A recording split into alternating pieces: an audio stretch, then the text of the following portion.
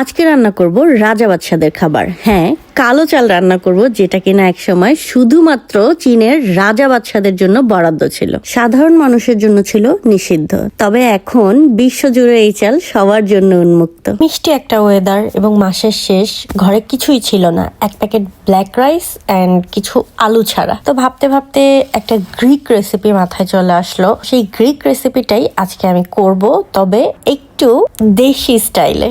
এখানে আমি ব্ল্যাক রাইসটা প্রথমে নিয়ে নিলাম, ভালো করে ক্লিন করে। আজকে ফার্স্ট টাইম যেহেতু আমি ব্ল্যাক রাইসটা রান্না করব, ক্লিন করতে যে অবাক হয়ে গেলাম, কারণ হচ্ছে ব্ল্যাক রাইস থেকে ব্ল্যাক কালার পানি বের হয়েছে। By the way, calorie, vitamin, iron সমৃদ্ধ এই কালো চাল কিন্তু ক্যান্সার রোধী, অ্যান্টিঅক্সিডেন্টে পরিপূর্ণ। এছাড়াও ব্যাকটেরিয়া সংক্রমণ, হাই প্রেশার এবং হার্ট অ্যাটাকের ঝুঁকি এড়াতেও এই চালের তুলনা নেই। যাই হোক, এরপর রান্না শুরু করে দিলাম। ঘিয়ে একটু পেঁয়াজ ভেজে তার সাথে আদা রসুন বাটা, হলুদ, মরিচ, ধনিয়া, জিরা গুঁড়ো দিয়ে সামান্য পানি দিয়ে একটু কষিয়ে নিয়েছি।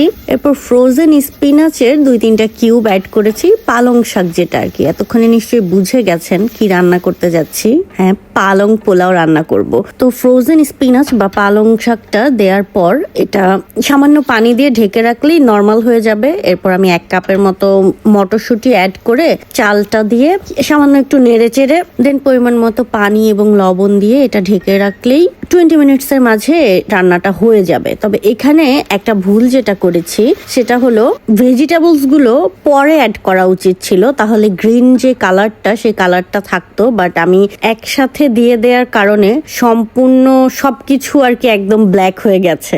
পাশের চুলায় থাকা ওই কারি রেসিপিটা চাইলে কিন্তু অবশ্যই কমেন্টে জানাবা, রেসিপি দিয়ে দিব। আর এই তো রান্নাটা হয়ে গেল, বাট গ্রিন কালারটা থাকলে দেখতে একটু সুন্দর লাগতো।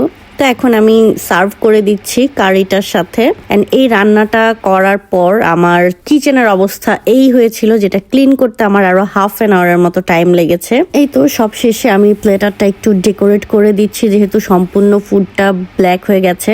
আমি যেমন একটু ঢংফং বেশি করি, তেমন খাবারের প্লেটার গুলো একটু ঢংফং করে সাজিয়ে দিলে আমার জামাই খুশি হয়ে যায় আর কি। So ready for serve.